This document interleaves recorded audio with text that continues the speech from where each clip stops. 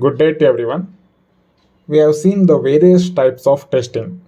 Now let us bifurcate the functional and non-functional testing. Now what is this functional and non-functional testing?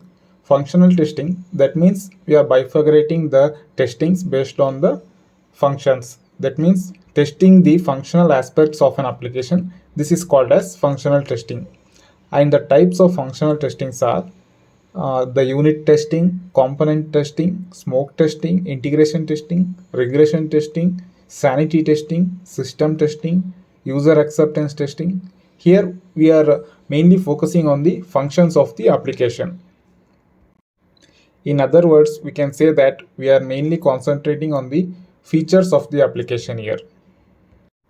Next, we'll see the non-functional testing. Testing the non-functional aspects of an application, it is called as non-functional testing. Here we do the testings like load testing, performance testing, stress testing, usability testing, or recoverability testing, resistance testing.